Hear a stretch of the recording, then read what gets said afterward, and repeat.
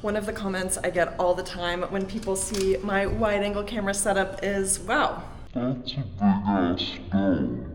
And the reason I have a big-ass dome is hopefully to take these type of pictures. It's specifically for over and under shots. So the reason for the larger dome port is because it actually pushes the waterline farther in front of the camera lens, so you can get that really nice separation between above and below the camera. For this type of camera and housing, my options were either a 6-inch dome or an 8-inch dome to go with this wide-angle lens. And even though 2 inches doesn't seem like it would make much of a difference, the size of the two dome ports is pretty significant. And so I didn't realize how big this 8-inch dome was until I got it at my house. And at that point, I was leaving for Indonesia in a couple days and I didn't have enough time to change my mind about it. Today, I've been tasked with trying to take some snorkeling pictures here out in front of Murex Spanca Resort to show how awesome some of the snorkeling is.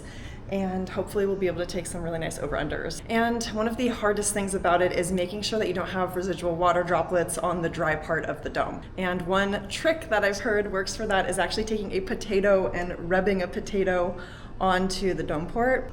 Let's find a potato and see if it works. So apparently, this might be the wrong potato. The best potatoes are called American spiders, but this is what we have here.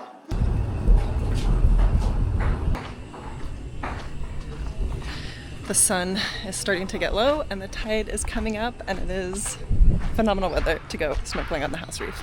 Since I was also planning to take pictures below the surface, I decided to bring my scuba equipment with me, but this actually made it really difficult to balance the camera perpendicular to the water level. So I ended up inflating my surface marker and using that to help balance my arms. Alright, so here are some of the shots that I did get, and I think we all know at this point that I am still pretty bad at color grading, and luckily nobody is paying me for this job, or else I'd probably be panicking right now. I should also mention that the visibility on the house reef that day wasn't really that great. But here are some of the edits, and my favorite pictures were actually just the boat in front of the resort getting a little glimpse of the reef right below the surface. And at the end, I even got some of the little stingrays swimming around in the shallow area. But the most important thing to note is I think the potato worked. I didn't see any water spots on the lens, and we'll definitely try this again next time.